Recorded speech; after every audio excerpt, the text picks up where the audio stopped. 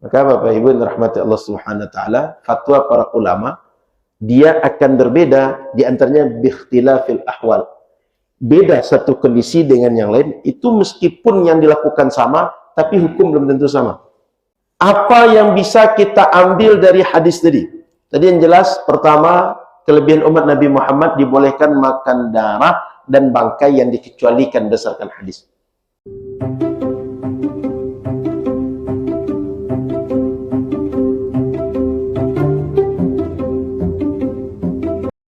Boleh, Pak? Assalamualaikum warahmatullahi wabarakatuh.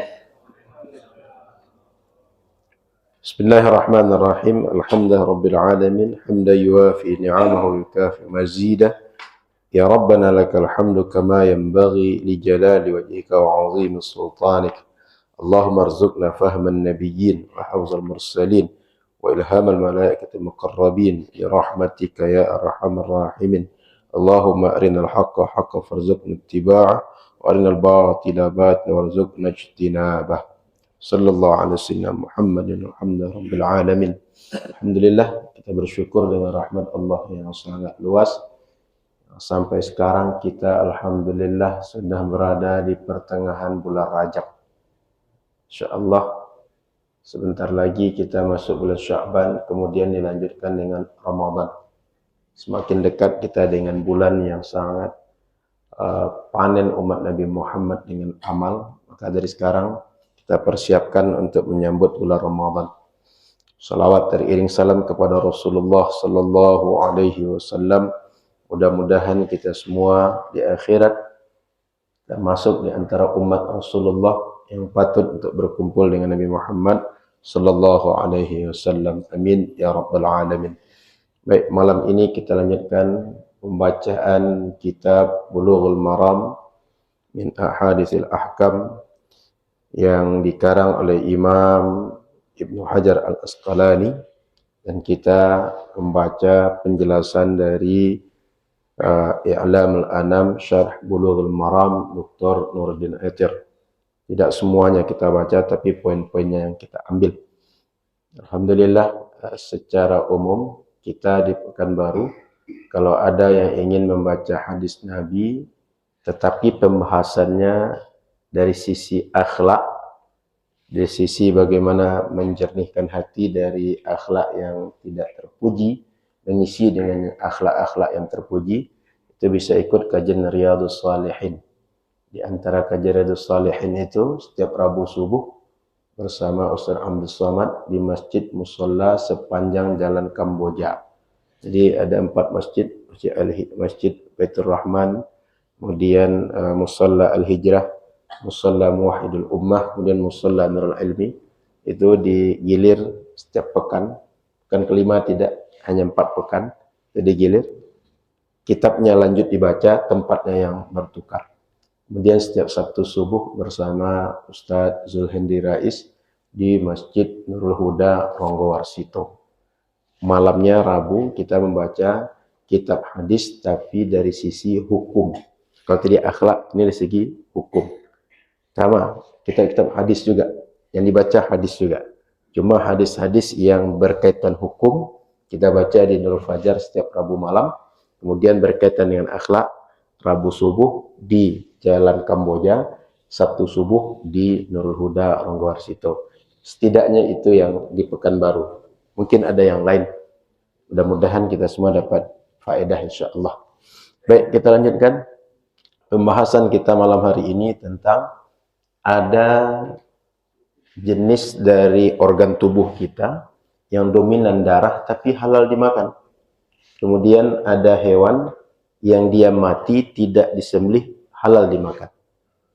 Di saya hadisnya nomor 12. Bunyi hadisnya wa an ibni Umar radhiyallahu taala anhuma qala Rasulullah sallallahu alaihi wasallam uhillat lana maitatani wa damani. Jumpa bapak-bapak yang punya kitab. Itu hadis yang kita baca malam hari ini. Di saya nomor 12. Karena mungkin satu kitab yang lain penomorannya berbeda, hadisnya insyaallah sama. Kalau sudah jumpa saya lanjut. Wa bihi ilaiqal wa an ibni Umar radhiyallahu taala anhuma, dan diriwayatkan melalui jalur sahabat Abdullah bin Umar. Abdullah bin Umar anak daripada Umar bin Khattab, seorang anak muda di masa Rasulullah yang giat untuk mencari ilmu, kemudian sangat ketat memegang sunnah Rasulullah sallallahu alaihi wasallam dan banyak meriwayatkan hadis Rasulullah sampai kepada kita. Semoga Allah ridha beliau dan ayahnya Umar bin Khattab. Kata sahabat Abdullah bin Umar, qala Rasulullah sallallahu alaihi wasallam, Rasul bersabda. Apa sabda Rasul? Uhillat lana. Uhillat, dihalalkan. Lana, bagi kita. Umat Nabi Muhammad sallallahu alaihi wasallam. Karena Bapak Ibu rahmati Allah, setiap umat ini syariatnya oleh Allah bisa sama, bisa berbeda. Tapi akidah dari zaman Nabi Adam sampai akhir zaman, itu akidah tak bertukar. Cuma syariat bisa bertukar. Maka di zaman kita, umat Nabi Muhammad dihalalkan. Apa dia? Maitatani, dua jenis bangkai, dua kategori bangkai. Artinya hewan ini dia mati tidak dengan proses cara mematikan yang dibolehkan syariat. Bagaimana cara mematikan oleh syariat? Disembelih dengan sembelihan yang ada ketentuannya dalam hadis yang lain kita baca. Wadamani, ada dua darah yang halal untuk kita makan. Artinya organ tubuh itu dominan terdiri daripada darah. Fa'ammal maitatani, adapun dua bangkai yang halal tadi, apa dia? Fal jaradu wal hutu. Satu, jarad. Jarad ini adalah belalang. Ini sudah umum kita pelajari fikih. Yang kedua, al-hutu. Al-hutu itu dalam sebagian dari as-samak, ikan. Jadi bangkai daripada belalang, yang kedua ikan. Wa ammad damani, adapun dua kategori darah, fal kabidu wattihalu. Kabid, hati. Di kita alhamdulillah hati itu suka, tapi makan hati cukup makan hati kambing aja. Makan hati sapi, makan hati ayam. Jangan makan hati badan kita. Jangan makan hati betulan. Wattihal, tihal limpa. Jadi dua itu dominan organnya adalah darah, tapi halal untuk kita makan. Kenapa dijelaskan oleh ini oleh Nabi? Sebab secara umum hukum bangkai itu haram. Darah secara umum haram dikonsumsi. Tapi rupanya ada pengecualian. Maka dijelaskan dari hadis Nabi yang kita bacakan barusan. Hadis ini akhrajahu Ahmad wa Ibnu Majah wa fihi dha'fun. Hadis ini ditakhrij oleh Imam Ahmad dan Imam Ibnu Majah. Dalam redaksi hadisnya ada dha'af. Ada yang sisi lemahnya. Baik, Bapak Ibu yang dirahmati Allah Subhanahu wa taala, karena ada sebutkan lemah tadi, kata Syekh Nuruddin Athir, hadis Ibnu Umar akhrajahu aidan al-Hakim wal Baihaqi wa madaruhu 'indahum 'ala Abdurrahman bin Zaid bin Aslam wa huwa dha'if. Qala al-Baihaqi kadzalika rawahu Abdurrahman ay ibn Zaid wa akhawahu 'an abihim ya'ni marfu'a wa rawahu ghairuhum mawqufa 'ala Ibni Umar wa huwa sahih. Jadi Bapak Ibu rahmati Allah, hadis ini tidak hanya diriwayatkan oleh Imam Ahmad dan Imam Ibnu Majah, tapi juga diriwayatkan oleh Imam Hakim dan Imam Baihaqi. Artinya para ulama hadis lain juga meriwayatkan hadis ini, selain yang disebutkan tadi. Kemudian riwayat sanadnya itu melalui jalur Zaid bin Aslam. Di buku kita tak ditampakkan. Andaikanlah kalau kita buka sanad itu lebih luas, itu diantaranya ada periwayatnya namanya Zaid bin Aslam. Wahwa dhaif. Beliau ini dianggap oleh para ulama hadis periwayatannya dhaif. Kata Imam Baihaqi, hadis ini juga diriwayatkan oleh Imam Abdurrahman bin Zaid dan juga dua orang saudaranya dari ayah mereka. Jadi bertiga meriwayatkan dari ayahnya. Artinya ayahnya ulama, anaknya belajar kepada ayahnya. Ayahnya ulama, anaknya ulama. Dari ayahnya turun hadis, anaknya kemudian mengajarkan hadis. Kalau kita tengok Nabi, Al-Karim, Ibnul Karim, Ibnul Karim, Ibnul Karim. Nabi Yusuf, ayahnya Yakub, ayah Yakub Ishak, ayah Ishak Ibrahim. 4 generasi Nabi. Generasi kita apakah orang baik? Anak kita apakah orang baik? Cucu apakah orang baik? Bapak kita apakah orang baik? Bagi kita cukup tanda tanya. Dan kalau tidak dapat silsilah seperti tadi, minimal kita yang upayakan. Kita berusaha baik, turun ke anak baik, turun ke cucu baik, lanjut ke bawah juga baik. Ini ayahnya alim, ayahnya ulama, beliau juga ulama. Riwayat yang bertiga tadi marfu'ah. Riwayatnya marfu' sampai kepada Rasul sallallahu alaihi wasallam. Wa rawahu ghairuhum, ada juga meriwayatkan selain mereka yang bertiga tadi, mauqufa an Ibnu Umar wa huwa sahih. Mauquf, hadis ini cuma sampai kepada Ibnu Umar dan ini pendapat yang sahih. Artinya ada yang berpandangan ini bukan ucapan Rasul tapi ucapan Ibnu Umar saja. Makanya disebut dengan mauquf. Kalau sampai pada Rasul marfu'. Sehingga ada mauquf, ada marfu'. Qala An-Nawawi wa huwa wa in kana as-sahihu waqfuhu fil hukm al-marfu' id la yuqalu min qibalir ra'yi. Kata Imam Nawawi, meskipun pendapat yang sahih itu hadis ini mauquf, hanya sampai kepada Ibnu Umar, tidak sampai kepada Rasul, tapi fi hukmil marfu', hadis ini dihukumi sama dengan hadis yang tersambung kepada Rasul. Idh la yuqalu min kibalir ra'yi, karena Ibnu Umar biasanya tak bicara berdasarkan pendapat pribadi dia, tapi berdasarkan ilmu yang dia dapat, pendengaran yang dia dapat, penjelasan yang dia dapat dari Rasul sallallahu alaihi wasallam. Jadi boleh jadi dia betul dengar dari Rasul, cuma redaksinya tidak redaksi Rasul, sudah redaksi beliau. Sehingga hadis ini meskipun hanya dari sahabat Ibnu Umar, tapi dihukumi marfu', hadis tersambung kepada Rasul, ilmunya berasal dari Rasul, sebab Ibnu Umar tak bicara berdasarkan asumsi pribadi atau kesimpulan pribadi, tapi dari ilmu yang dia dengar, yang dia dapat dari Rasul sallallahu alaihi wasallam. Baik, Bapak Ibu yang dirahmati Allah Subhanahu wa taala. Saya kira cukup itu pembahasan tentang kenapa hadis ini dianggap dhaif. Sehingga kita minimal punya gambaran bahwa para ulama kita ketika menyebut hadis dhaif disebutkan apa sebab dhaifnya. Kenapa dhaif? Sehingga ini menjadi pelajaran bagi kita. Bila kita paham suatu amalan atau beramal dengan suatu amalan, lalu kita punya argumen, pastikan argumen kita itu sahih, pastikan argumen kita itu punya landasan berfikir. Atau kita ambil dari siapa, jalurnya kemana. Jangan sampai kita fanatik dengan satu pandangan, tapi kita sendiri tidak yakin bahwa ini pendapat yang benar, pendapat yang sahih, pendapat yang patut dipertanggungjawabkan. Kan banyak orang hari ini katanya ini sahih, ini yang benar, ini yang sunnah. Tapi ketika ditanya lanjut, dia sendiri bingung untuk menjelaskan gimana itu sunnah, gimana itu sahih, gimana pendapat itu yang benar. Maka Bapak Ibu rahmati Allah Subhanahu wa taala, silahkan yakini apa yang diyakini, tapi pastikan yakin kita itu ada dasar berfikirnya, ada argumennya. Seperti yang dijelaskan oleh para ulama tadi. Baik, kita lanjut. Secara umum makna hadis ini adalah bahwa umat Nabi Muhammad diberikan kelebihan dibanding umat yang lain. Sehingga dibahasakan tadi lana, dihalalkan untuk kita. Siapa? Umat Nabi Muhammad sallallahu alaihi wasallam. Apa yang dibolehkan? Makan makanan yang tadi kategori bangkai, kategori darah. Yang secara umum darah dan bangkai itu haram untuk dimakan. Dan ini kondisi bukan kondisi emergensi, tapi kondisi normal. Kalau kondisi emergensi, tak ada muskilah, tak ada masalah. Memang kondisi emergensi yang haram pun menjadi halal. Maka ada kaidah ad-daruratu tubihul mahzurat. Kondisi yang membuat kita emergensi itu menghalalkan yang tadinya haram untuk kita boleh melakukannya. Maka Bapak Ibu yang dirahmati Allah Subhanahu wa taala, fatwa para ulama dia akan berbeda di antaranya biikhtilafil ahwal.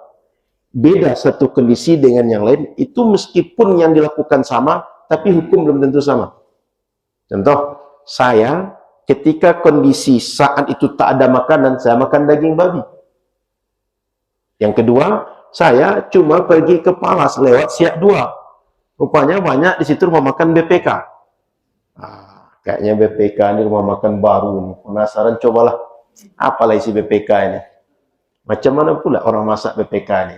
Minimal tahu-tahu rasa lah. Mencicipi kuliner sepanjang Siak 2. Sama yang dimakan. Tapi yang pertama, bagi saya halal. Yang kedua, haram. Saya tidak darurat. Termasuk Pak.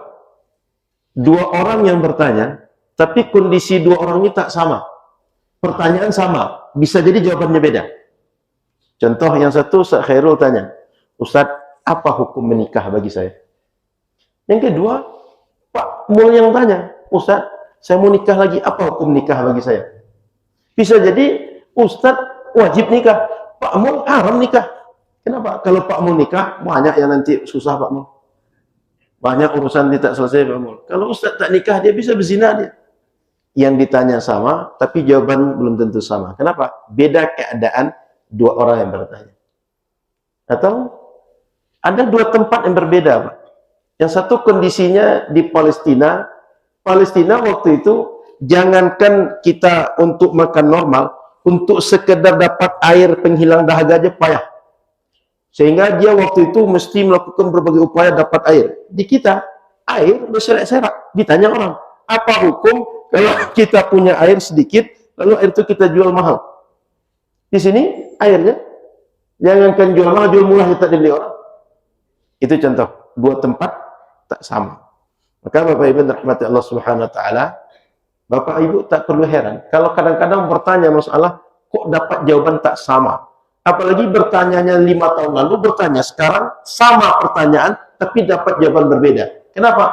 Boleh jadi faktor yang menyebabkan hukum waktu itu halal, waktu itu boleh, sekarang tak dapat lagi atau sebaliknya. Begitu. Makanya fikih dengan fatwa dua hal yang berbeda. Fikih sama kita belajar buku undang-undang atau KUHP atau pasal-pasal yang berlaku di negara kita sekedar tahu apa sih pasal ini itu segala macam. Tapi menerapkan hukum tadi kepada perilaku orang itu beda dengan sekedar menghafal. Karena menerapkan itu butuh pengkajian. Yang ini kira-kira yang mana patut pasalnya, yang itu mana patut pasalnya. Kan di polisi gitu. Polisi di antara rumitnya dia menerapkan pasal dengan kejadian yang mirip-mirip. Pasalnya mana yang benarnya? Ini pasal berlapis atau pasalnya satu saja? Apakah ini pasalnya pembunuhan berencana, termasuk ITE juga di situ, dan berbagai hal, termasuk pencucian uang segala macam, berbagai hal akan dikaji. Menerapkan hukum kepada sebuah kejadian dengan sekedar mengkaji pasal, dua hal yang berbeda. Kita belajar fikih sekedar belajar bahwa dalam Islam aturan wuduk begini, aturan salat begini, hadisnya ini, ayatnya ini. Menurunkan hukum kepada kejadian, dua hal yang berbeda. Paham ya? Nah, ini perlu dipahami dengan baik. Lanjut. Kemudian apa yang bisa kita ambil dari hadis tadi? Tadi yang jelas, pertama, kelebihan umat Nabi Muhammad dibolehkan makan darah dan bangkai yang dikecualikan berdasarkan hadis. Poin yang kedua, bahwa umat Nabi Muhammad bolehnya dalam kondisi normal, bukan kondisi emergensi. Kemudian poin yang ketiga, jenisnya sudah sebutkan tadi, ada ikan, kemudian ada belalang, kemudian ada hati dan limpa. Poin yang dapat diambil dari hadis pertama, ibahatu aklil madhkurati fil hadithi mutlaqah. Halal, mubah bagi umat Nabi Muhammad memakan empat yang disebutkan di hadis tadi, mutlak, tak menyebutkan ketentuan khusus. Pokoknya kapan saja Bapak jumpa dengan yang empat tadi, makanlah. Mana tahu punya ikan hias di rumah, atau ada kolam kecil-kecil di rumah. Pagi-pagi selesai subuh, dah merapungnya. Ini kalau tak dimakan, sayang. Dimakan, jangan-jangan ini bangkai, tak boleh dimakan. Kalau Bapak jumpa itu lagi, Bapak boleh goreng itu, boleh gulai itu, makan. Tapi kalau takut, jangan-jangan diracun orang. Nanti kita pula kena racun. Kalau takut faktor itu, boleh tak dimakan. Karena faktor bahaya bagi kita, mudarat bagi kita. Poin yang kedua, zahirul hadis ibahatu akli samakil mayyit wal jaradil mayyit kaifa kana mautu. Secara redaksional hadis, apabila ikan mati, apabila belalang mati, bagaimanapun bentuk matinya, proses matinya, cara matinya, halal untuk kita makan. Sehingga nak memandang, apakah matinya dengan proses dia misalnya menghirup kayak asap pekan baru kemarin? Mana tahu karena menghisap asap pekan baru mati belalang itu semua. Atau karena proses ada yang nyemprotkan baygon, atau karena proses dipanaskan ruangan sehingga matilah yang tadi. tidak masalah bagaimanapun cara matinya. Yang penting ketika kita konsumsi, kita tak mudarat gara-gara hewan yang kita makan tadi. Jadi Bapak Ibu yang dirahmati Allah Subhanahu wa taala, tidak dipandang cara matinya bagaimana. Pokoknya dia dapat oleh kita mati, halal bagi kita konsumsi. Poin yang ketiga.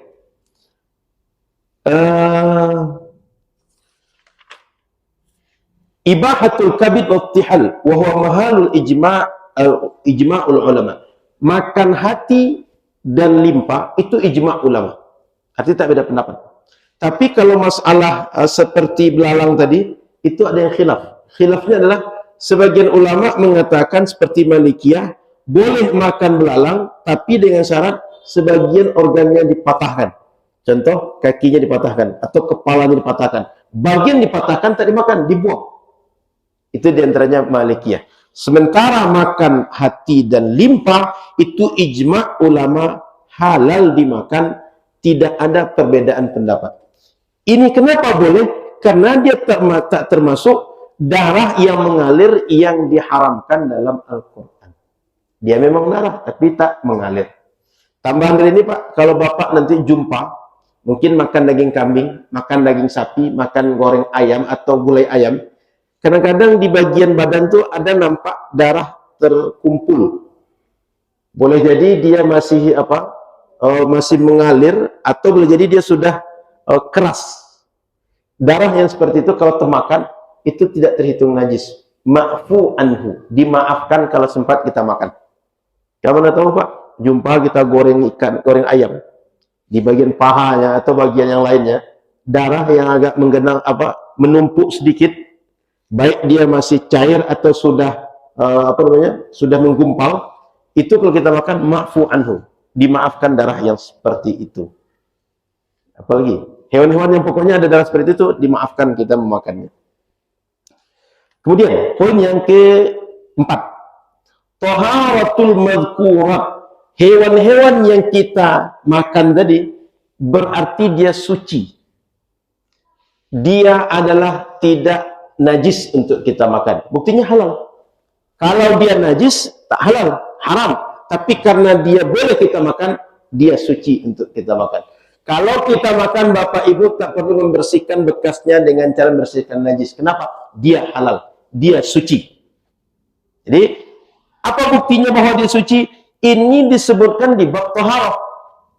Para ulama kalau menulis hadis ini, di bab taharah ditulis oleh ulama. Maka dibahas aspeknya suci atau tidak. Ditulis oleh para ulama di bab taharah, menunjukkan bahwa kalau kita makan, maka dia suci, bekasnya tidak perlu dibersihkan seperti membersihkan najis. Yang sudah kita bahas pertemuan sebelumnya, bagaimana bekas kalau jilatan kucing, bagaimana bekas jilatan anjing, jilatan babi. Yang ini tidak perlu dibahas seperti itu. Kenapa? Dianya suci. Baik, sampai sini ada pertanyaan? Karena kita pindah hadis berikut, pembahasannya sudah beda. Silakan kalau ada pertanyaan. Silakan Pak Mun.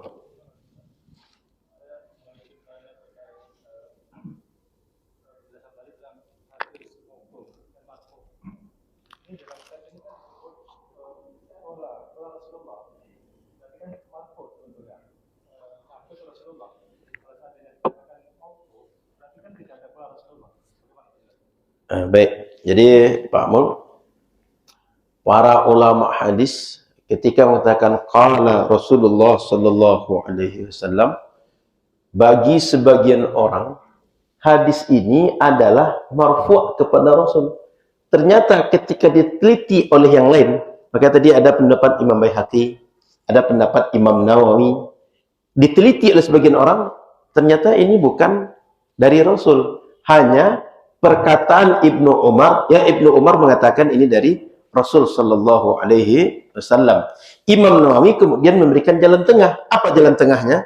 Ini adalah didapat dari Rasul, tapi redaksinya dari Abdullah bin Umar. Paham Pak? Kesan dari ucapan Ibnu Umar yang mengucapkan Rasul, sabdanya Rasul. Tapi rupanya ketika diteliti lebih lanjut, Rasul tak mengucapkan itu. Ibnu Umar yang mengucapkan itu, tapi dinisbahkan kepada Rasul. Dari mana Ibnu Umar begitu? Kata Imam Nawawi, Ibnu Umar beliau tidak menyebutkan berdasarkan isi kepala dia, tapi daripada didapatkan dari Rasul Shallallahu Alaihi Wasallam. Cuma redaksinya diungkapkan dengan redaksi beliau. Kira-kira begitu Pak Mul. Artinya dari berapa orang yang menilai hadis, yang satu menilai, oh si fulan mendengar langsung dari Rasul. Sama kayak kita pengajian ini. Pak Mul dengar langsung saya menjelaskan. Ada orang yang dia tak mendengar langsung, dia cuma duduk depan. Begitu selesai pengajian dia tanya, Pak Mul tadi apa hadis dibaca? Ya kira gitu. Pak Mul cerita. Pak Mul ketika cerita itu membahasakan dengan redaksi beliau. Tapi sampainya dari orang itu ke bawah, seakan saya mengatakan seperti yang Pak Mul sampaikan ke dia. Kira-kira begitu nalarnya Pak Mul. Cukup? Ya. Ada lagi yang lain? Silakan Pak. Baik.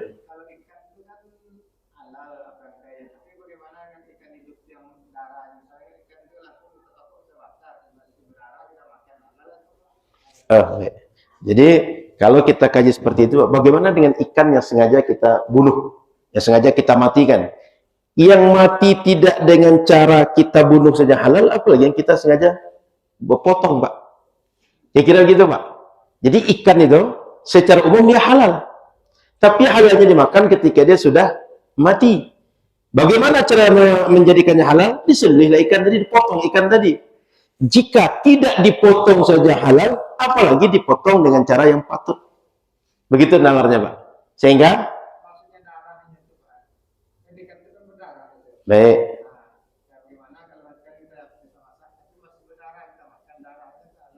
Oh, baik. Jadi darahnya kita bersihkan. Cuma kalau ada yang menggumpal dalam daging, itu kan tidak nampak kalau kita bersihkan, Pak. Di dalam daging. Seperti yang di paha tadi, itu di dalam paha dia. Artinya dia bukan bagian yang antar sendi atau bagian luar kulit yang bisa dibersihkan. Jika bagian yang dibersihkan itu bisa kita bersihkan, bersihkan. Lalu di dalam daging terdapat gumpalan darah. Yang itu dimaafkan, Pak. Hukum asalnya darah itu tetap dia adalah najis, dia adalah haram.